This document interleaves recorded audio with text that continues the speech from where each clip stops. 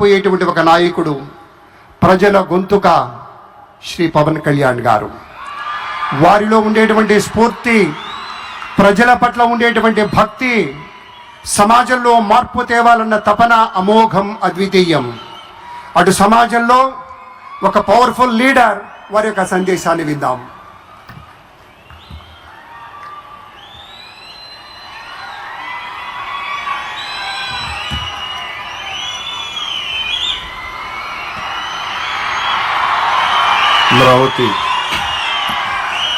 అమరావతి పునఃప్రారంభం సందర్భంగా 34,000 ఎకరాలు ఇచ్చి 29,000 పైచిలకు రైతులు గత 5 సంవత్సరాలుగా నలిగిపోయి ఇక్కడికి వచ్చి రోడ్ల మీదకి వచ్చి ముళ్ళ కంచెల మధ్యలో కూర్చొని పోలీసు లాఠీ దెబ్బలు తిని కేసులు పెట్టించుకొని ఇంట్లో పెద్దవాళ్ళని కానీ చాలామందిని 2,000 పైచిలకు రైతులు ప్రాణాలు కోల్పోయి మీరు నలిగి బాధపడి మీ కన్నీళ్ళు తుడిచే వాళ్ళు ఉన్నారా ఆ రోజునని చాలాసార్లు మహిళా రైతులు నన్ను అడిగారు. ఇది గౌరవ ప్రధానమంత్రి శ్రీ నరేంద్ర మోదీ గారికి తెలుస్తుందా అని ఒకసారికి 5 సంవత్సరాల క్రితం మీరు అడిగారు. నేను ఆ రోజు ఆయనకి తెలియకుండా ఏది ఉండదు, అమరావతి శాశ్వత రాజధానిగా ఉంటుందని ఆ రోజు మేమందరం కలిపి మాట ఇచ్చాం. ఆ ఇచ్చిన మాట ప్రకారం ఈ రోజున గౌరవ ప్రధానమంత్రి గారి చేతుల మీదుగా మళ్ళీ ఇంకొకసారి పునఃప్రారంభం జరగబోతుంది. ఇది ఆది శంకరాచార్య 1237వ జయంతి సందర్భంగా తిరిగి అమరావతి పునఃప్రారంభం కావటం చాలా ఆనందాన్ని కలగజేస్తుంది.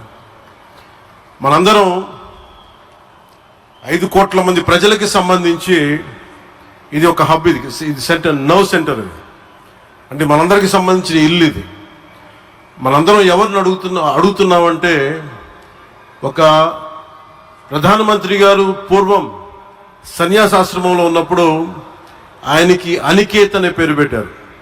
అనికేత్ అంటే అర్థం పరమశివుడు, ఇల్లు లేనివాడని.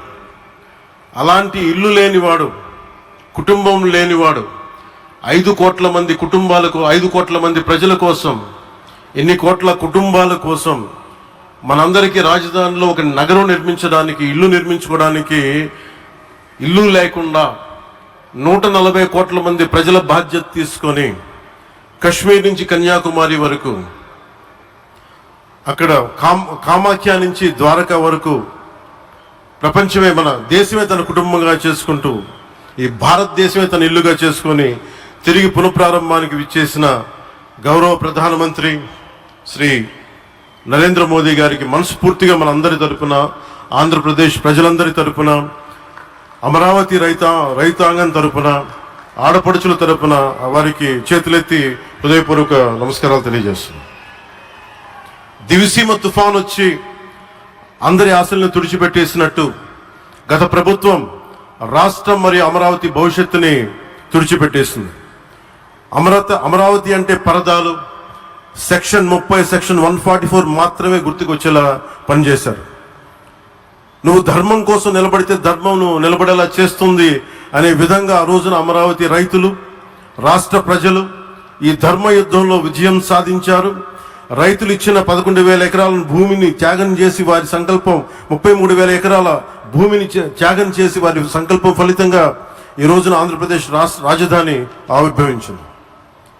అమరావతి రాజధాని పనులు పునఃప్రారంభమవుతున్న ఈ శుభ సందర్భంలో ముందుగా రాజధాని నిర్మాణం కోసం స్వచ్ఛందంగా ముందుకొచ్చి తమ భూముల్ని, పొలాల్ని ప్రభుత్వానికి ఇచ్చిన అమరావతి ప్రాంత రైతులకు, మీ త్యాగానికి గత 5 ఏళ్లుగా మీరు చేసిన పోరాటానికి శిరస్సు వంచి మీకు ధన్యవాదాలు తెలియజేస్తున్నాం. గత 5 ఏళ్లుగా రాజధాని నిర్మాణం నిలిచిపోయి రాజధాని తరలిపోతుందనే సమయంలో రోడ్ల మీదకు వచ్చి 5 కోట్ల ప్రజల తరపున రైతులు, మహిళలు, విద్యార్థులు చేసిన పోరాటం, మీరు పడిన అవమానాలు, మీపై పడిన గాయాలు ప్రతి ఒక్కటి మా మనసులో ఉంది. ఆ రోజున దివ్యాంగులను కూడా లాఠీ దెబ్బలు నా గుండెలు ఇంకా సజీవంగా ఉన్నాయి. ఆ బాధ మేము మర్చిపోలేదు, ఎవరిని మర్చిపోనివ్వలేదు. అందుకని దానికి సజీవ సాక్షి ఈ రోజున తిరిగి పునఃప్రారంభానికి గౌరవ ప్రధానమంత్రి గారు రాక, ఆ రోజున మహిళలు విద్యార్థులు చేసిన పోరాటం, మీరు పడిన అవమానాలు, మీపై పడ్డ గాయాలు ప్రతి ఒక్కటి మనసులో ఉంది. మీ త్యాగాన్ని మేము మర్చిపోం. మీరు చేసిన త్యాగానికి జవాబుదారీగా ఉంటాం. బాధ్యతగా అమరావతి నిర్మాణం జరిగేలా సాయశక్తుల ఈ కూటమి ప్రభుత్వం కృషి చేస్తుంది. అమరావతి రైతుల త్యాగాలను హృదయపూర్వకంగా స్మరించుకుంటూ వారి ప్రతినిధులుగా ఇక్కడకు విచ్చేసిన రైతులకి నా ప్రత్యేక నమస్కారం. ఈ పోరాటంలో వారికి ప్రతినిధులుగా సన్మానం అందుకుంటున్న మహిళా రైతులు పాత్ర, ప్రత్యేకించి అమరావతి మహిళా రైతుల పాత్ర చాలా అభినందనీయం. మీరు ఎంత నలిగారు, మీరు ఎంత రోడ్ల మీదకి వచ్చారు. మగవాళ్ళు ఆపేస్తే ఆడపడుచులు బయటకు వచ్చి తిరిగి పౌరుషం చూపించారు, ఆంధ్ర పౌరుషం చూపించారు. మీరికి నా ప్రత్యేక అభినందన. వాళ్ళు చూపిన సాహసం, సహనం అందరికీ ప్రేరణగా నిలుస్తాయి. వేదిక మీద ఉన్న నా మంత్రివర్గ సహచరులకి, గౌరవ ప్రధానమంత్రి శ్రీ నరేంద్ర మోదీ గారికి, విజనరీ అయిన గౌరవ ముఖ్యమంత్రి శ్రీ నారా చంద్రబాబు నాయుడు గారికి, సోదరులు లోకేష్ గారికి, గవర్నర్ గారికి ప్రత్యేకించి నా హృదయపూర్వక నమస్కారాలు, ధన్యవాదాలు తెలియజేస్తున్నాను. అలాగే ఇతర సహచరులకు, సభకు హాజరైన వారికి, రాష్ట్ర ప్రజలకు కూడా నమస్కారాలు తెలియజేస్తున్నాను. ఇక్కడ రైతులు భూమిని మాత్రమే ఇవ్వలేదు, రాష్ట్ర భవిష్యత్తును నిర్మించే ఆశలను, విశ్వాసాన్ని ఇచ్చారు. కానీ 5 సంవత్సరాల్లో గత ప్రభుత్వం ఆ త్యాగాన్ని అవమానించింది. 3 రాజధానులు అస్తవ్యస్త విధానంతో ప్రజల విఘ్నతని, అమరావతిని అగౌరవపరిచింది. ఈరోజు ఈ వేదిక నుండి మేమందరం మీకు హామీ ఇస్తున్నాం, అమరావతి మళ్ళీ ఒక ప్రపంచ స్థాయి సర్వశ్రేష్ఠ రాజధానిగా ఆవిర్భవిస్తుంది.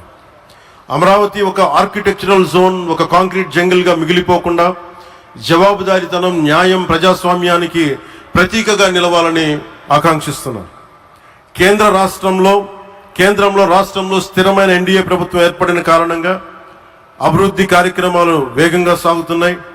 మేనిఫెస్టోలో ఇచ్చిన హామీలన్నీ దశల వారీగా బాధ్యతాయుతంగా అమలు చేస్తున్నాం.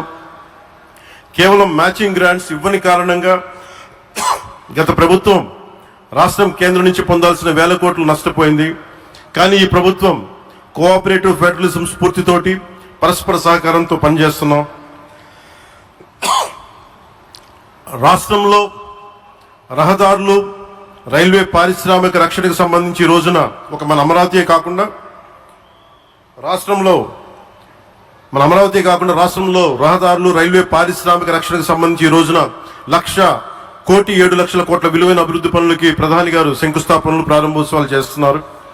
రాయలసీమలో గుంతకల్ రైల్వే, గోరంట్ల హైవే లాంటి వివిధ కార్యక్రమాలకు, ఉత్తరాంధ్రలో పిఎం ఏక్తా మాల్ లాంటి వివిధ పనులకు ఈరోజు శంకుస్థాపన, ప్రారంభోత్సవం చేస్తున్న ప్రధానమంత్రి గారికి నా హృదయపూర్వక కృతజ్ఞతలు.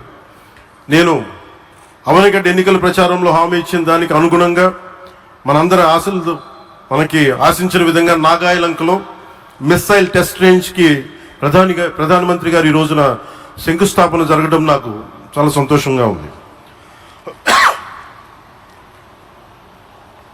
Now with Honorable Prime Minister Sri Modi ji and Honorable CM Sri Chandrababu Naidu garu, and together again Amravati will surely become a world-class capital, a 360-degree growth engine for all of Andhra Pradesh. Our youth will no longer have to leave for Bangalore, Chennai or Hyderabad. Soon Andhra Pradesh will create jobs for our people and attract talent from across the nation and the world. దీనికి అమరావతికి ప్రత్యేకించి ఒక వ్యక్తిని మనం స్మరించుకోవాలి. రాళ్లల్లో, రప్పల్లో ఒక మహానగరాన్ని చూసిన వ్యక్తి, ఒక 20 సంవత్సరాలు ముందుకెళ్ళి చూసిన వ్యక్తి. అలాంటి నాయకులు మనందరం కోరుకున్నట్టుగా ఆయన వెనంటే ఆయన ఉండాలి, ముఖ్యమంత్రిగా ఉండాలి అని మేము ఆశించిన విధంగా ఆయన ముఖ్యమంత్రి అయ్యారు. ఆయన సైబరాబాద్ అనే సిటీని ఎలా నిర్మించారో, ఎంత అద్భుతంగా రూపకల్పన చేశారో, అమరావతి అనే ఈ క్యాపిటల్ని కూడా ఆయన అపారమైన అనుభవంతో, ఆయన దక్షతతోటి, ఆయన గవర్నెన్స్ కేపబిలిటీ తోటి, అడ్మినిస్ట్రేటివ్ కెపాసిటీ తోటి ఇది అద్భుతమైన మహానగరంగా తీర్చిదిద్దుతుంది. ఇది ఆంధ్రప్రదేశ్కే కాదు, భారతదేశానికి తలమానికంగా అవుతుందని మనస్ఫూర్తిగా నేను ఆశిస్తున్నాను. అలాగే ప్రత్యేకించి ఈ రోజున మనం ప్రధానమంత్రి గారిని చాలా లోతుగా మనం అర్థం చేసుకోవాలి. ఈ రోజున కశ్మీర్లో దాదాపు 28 మందిని చంపేశారు. అలాంటి క్లిష్ట సమయంలో రాష్ట్రం, దేశం మొత్తం యుద్ధం వైపు వెళ్తున్న సమయంలో, అలాంటి కీలక సమయంలో ప్రధానమంత్రి గారు ఇక్కడికి వచ్చి లోపలంతా బరువు, గుండెల్లో బరువు పెట్టుకొని వేదన ఉండి కూడా అమరావతి రైతులు చేసిన త్యాగాలను మర్చిపోకూడదని చెప్పి ఇంత ఇబ్బందుల్లో కూడా ఆయనకు వచ్చినందుకు మనస్ఫూర్తిగా ఒక్కసారి మనందరం ప్రధానమంత్రి గారికి గౌరవ సూచకంగా మనందరం కృతజ్ఞతలు తెలియజేయాలి. The Pahalgam terrorist attack has been one of the darkest days for the entire country. Even the blood was spilled in Kashmir. The blood spilled in Kashmir, it created tremors in the entire nation. And we had seen it personally, witnessed personally, the pain of the victims. For the Honorable PM Modi ji, he is leading the country through these tough times, and he assured all the citizens with stern action against the perpetrators of terrorism. I know this is very sensitive time, and Modi ji is carrying the nation's burden. Amidst this tremendous difficult moment, Modi ji still gave time and came today to Amravati. This shows his deep commitment to Andhra Pradesh, to the people of Andhra Pradesh, and we are deeply grateful to you, sir. May Lord Bhavani, మన కనకదుర్గమ్మ ఆశీస్సులతోటి వారికి బలాన్ని ఇవ్వాలి, శక్తిని ఇవ్వాలి, మనందరం ప్రార్థిద్దాం. May Lord Bhavani Mata give immense strength to our Honorable Prime Minister Modi ji to lead our nation and bless Bharat, Andhra Pradesh and Amravati. Jai Bhavani, Jai Bharat and Jai Hind.